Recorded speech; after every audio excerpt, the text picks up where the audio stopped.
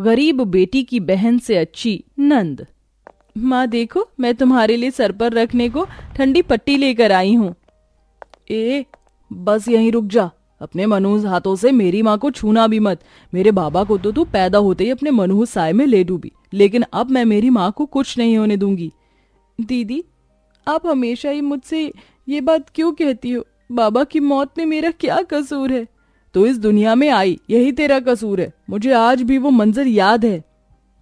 शहर के बड़े बिजनेसमैन संजय मिश्रा उस वक्त बहुत खुश थे, क्योंकि उनकी बीवी यमुना ने दोबारा एक बेटी को जन्म दिया था, जिसे उन्होंने अपनी गोद में उठाया ही था कि उन्हें दिल का दौरा पड़ गया और उनका वहीं देहांत हो गया। उनके देहांत के बाद उनकी कंपनी भी दिवालिया हो गई और घर भी बिक गया। फिर यमुना को अपनी दोनों बेटियों को लेकर एक झोपड़े में रहना पड़ा। इसी तरह छोटी उम्र से विशाखा अपनी छोटी बहन से नफरत करने लगी। अब यमुना ने अपनी दोनों बच्चियों को पालने के लिए कई तरह के काम किए। समय के साथ बेटियां भी बड़ी हो गई, पर समय के साथ विशाखा की नफरत अपनी छोटी बहन के लिए और भी बढ़ गई। अब यमुना की तबीयत खराब रहने लगी, इसलिए अब घर का खर्चा विशाखा चलाती थी। सब तेरी वजह से है मनहूस। तेरा साया बचपन में इतना काला था तो सोच आज वो कितना काला हो गया होगा। अरे मैं तो चाहती हूँ कि तू खुद ही किसी कुएं में जाकर डूब मरे, लेकिन मनहूसों से इतनी आसानी से छुटकारा कहाँ मिलता है।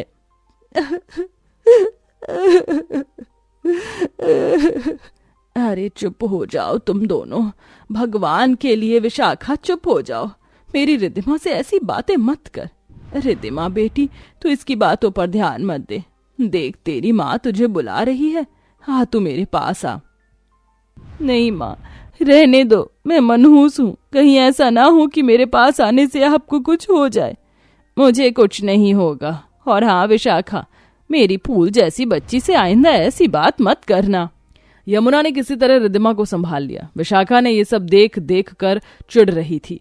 विशाखा अपनी बहन से बहुत ही ज्यादा नफरत करती थी और उसे किसी मनहूस से कम नहीं आंकती थी। ऐसे ही सिलसिला जारी था। विशाखा का रिश्ता एक बड़े घर में तय हो गया था और आज विशाखा की हल्दी की रस्म थी।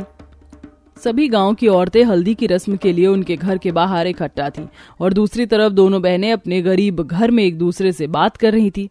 इधर आ। जी दीदी। ये पीला सूट क्यों पहना है तूने? आज आपकी हल्दी है ना? तेरे मनहूस कदमों को तो मैं अपनी शादी के शुभ माहौल में कभी नहीं आने दूंगी। तूने सोचा भी कैसे कि तू मेरी शादी को अटेंड करेगी और मेरी हल्दी मेहंदी की रस्म करवाएगी?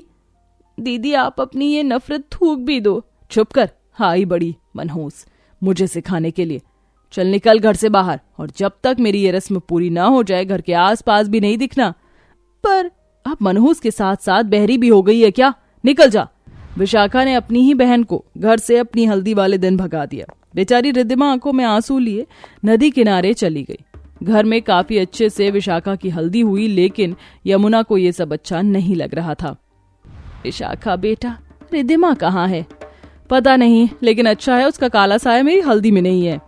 हे भगवान, माँ आप उसकी ज्यादा चिंता मत करो, आप मेरी हल्दी लगाओ। विशाखा ने इसी तरह रिद्धिमा को अपनी शादी का कोई भी फंक्शन अटेंड नहीं करने दिया। रिद्धिमा अपनी बड़ी बहन की शादी को भी दूर से ही देख रही थी और बोलती है, दीदी कोई नहीं, अगर मैं आपकी शादी में नहीं आ सकी, लेकिन मैं चाहती हूँ कि जीजू आपको बहुत प्यार दे और हमेशा आप खुश रहो।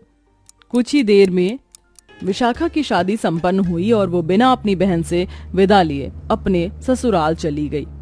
मुझे अफसोस है बेटा कि मैं तुझे तेरी ही बहन की शादी में शामिल नहीं कर सकी।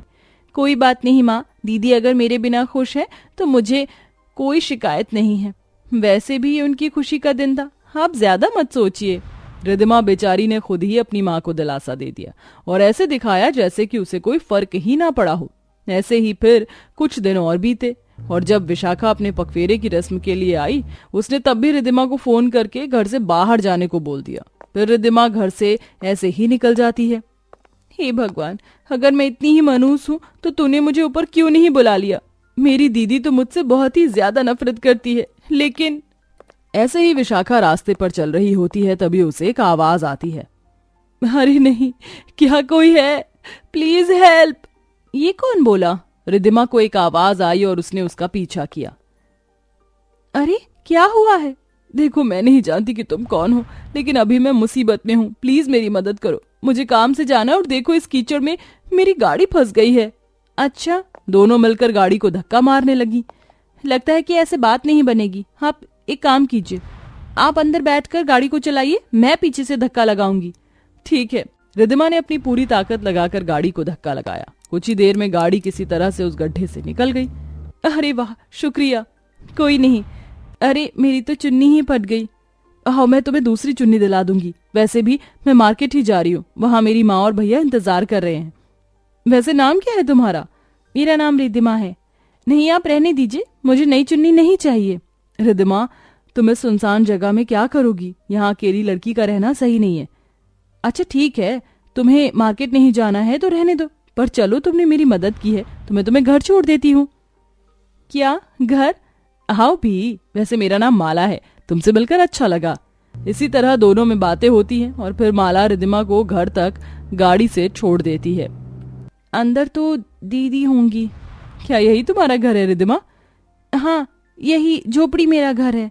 अच्छा, सुंदर है तुम्हारा घर। ठीक है, फिर मैं चलती हूँ। माला गाड़ी लेकर वहां से चली गई। रिद्धिमा अपने घर के दरवाजे पर ही बैठ गई और जब तक विशाखा घर से नहीं गई वो अंदर नहीं आई। ऐसे ही एक और दिन गुजरा और अगले दिन। अरे आप कौन? हम आपकी बेटी का हाथ मांगने आए हैं, माफ कीजिएगा, बिन बताए ही आ गए। मेरी बेटी का? हाँ आंटी, आपकी बेटी रिद्धिमा, कल उसने मेरी मदद की थी, आप उसे बुलाइए। रिद्धिमा? जी माँ। अरे माला। और रिद्धिमा नैन नक्श की तीखी थी। उसे देखते ही गंगा और उसके बेटे नकुल ने उसे पसंद कर लिया। फिर क्या था, दोनों परिवारों में बात हुई और रिद्धिमा की चट मंगनी और पट ब्याह तय हो गया। अरे विशाखा बेटा, घर आ जा, तेरी छोटी बहन का भी रिश्ता पक्का हो गया है। मुझे नहीं आना है उस मनहूस की शादी में, आप ही कीजिए। विशाखा ने ऐसे बोलकर फोन काट दिया। अपनी बहन की शादी में विशाखा भी शामिल नहीं हुई और रिद्धिमा अपने ससुराल चली गई। ससुराल में जाते ही रिद्धिमा ने घर की सारी जिम्मेदारियां संभाल ली, जिससे सास बहुत खुश रहती थी। वहीं जिस बहन के प्यार की तलब रिद्धिमा को थी, जो उसे अपनी बहन से कभी नहीं मिला, वो प्यार भी ससुराल में उसे मिलने लगा। वो भी उसकी नंद माया से, जो उससे बहुत प्यार करती थी। अरे वाह भाभी, क्या लाजवाब खाना बनाया, मजा आ गया। तुम्हें अच्छा लगा? मैं खुश हूँ। कुछ दिन बाद ऐसे ही रिद्धिमा सोफे पर बैठी थी, तभी माला आती है और कहती है, भाभी क्या हुआ, आपकी तबीयत ठीक नहीं है? चलो आराम करो जाकर। मैं ठीक हूँ, बस थोड़ा सा ही बुखार है। थोड़ा ही बहुत है, चलो मैं ठंडी पट्टी रखती हूँ, आप ये दवा खा लीजिए। इस तरह माला उसका ख्याल रखती और उसकी हर चीज में मदद करती थी। फिर एक दिन किचन में, अरे अरे भाभी, ये क्या कर रही हो? इतनी सब्जियां आप अकेले काटोगी? लाइए मैं आपकी मदद करती हूँ। अरे नहीं नहीं, मैं। चुप कीजिए, मेरे साथ ज्यादा फॉर्मेलिटीज की जरूरत नहीं है। हम दोनों नंद भाभी नहीं, बहनें हैं। क्यों, है ना? बहनें? अब रिद्धिमा को एक बहन मिल चुकी थी, जिसकी वजह से वो बहुत ज्यादा खुश थी। एक दिन दोनों नंद भाभी बैठी हुई बातें कर रही थी। रिद्धिमा भाभी, आपके कोई भाई बहन नहीं है क्या? हाँ, भाई बहन। अब मैं तुम्हें क्या ही बताऊं। मेरी एक बहन है, मगर रिद्धिमा ने अपनी बहन की पूरी कहानी सुना दी। मुझे मेरी बहन से कभी प्यार नहीं मिला, लेकिन यहाँ आकर तुमने मेरी जिंदगी में एक बहन की कमी को पूरा किया। शुक्रिया माला दी। अब आपको एक बहन मिल गई है तो अब आप उदासी को भूल जाइए, लेकिन मैं आपकी बहन से भी बात करूंगी। नहीं माला दी, कोई नहीं, मैं संभाल लूंगी। आपको तो वो कभी भी भला नहीं बोलती, तो आप परेशान मत होइए। माला रिद्धिमा से ऐसे बोलकर रिद्धिमा को भी साथ लिए विशाखा के घर पहुंच गई। माला दी, भाभी घबराइए मत, मैं हूं ना। कौन है? अरे तू, तेरी हिम्मत कैसे हुई? एक मिनट, ये मेरी भाभी है तो जरा जुबान को लगाम दीजिए। आज हम कुछ सुनने नहीं, सुनाने आए हैं। मैं आपको ये बताना चाहती हूँ कि मेरी भाभी कोई मनहूस नहीं है। ये सब आपका बस अंधविश्वास है। हमारे घर में भाभी ने आते ही उसे समृद्धि से भर दिया और आप उन्हें मनहूस बोलती हो। मैं आपसे ज्यादा बातें करने नहीं आई हूँ, लेकिन हाँ, आपको बता देती हूँ कि कभी जरा अपनी बहन की जगह खुद को रखना, तब आपको कैसा लगेगा वो बताना। चलो भाभी। रिद्धिमा और माला विशाखा को सुनाती हुई वहां से चली गई। विशाखा माला की बातें सुनकर जरा सोच में पड़ गई थी। उसने इस बारे में कई दिनों तक बहुत सोचा और कुछ दिन बाद विशाखा रिद्धिमा के घर गई। अरे दीदी आप? रिद्धिमा, मुझे माफ कर दे रिद्धिमा, सही कह रही थी तेरी नंद, जब मैंने तेरी जगह खुद को रखा और सभी मंजर को याद किया तब मुझे एहसास हुआ कि तू किस चीज से गुजरी है। अपनी इस गुनहगार बहन को माफ कर दे। दीदी, रिद्धिमा बिना कुछ बोले अपनी बहन के गले लग गई। दोनों बहनें उस दिन एक दूसरे से लिपट कर बहुत रोईं। अब रिद्धिमा को उसकी बहन का प्यार मिल चुका था। ये सब कुछ सिर्फ बहन से अच्छी नंद की वजह से ही हो पाया था और अब सभी बहुत खुश थे।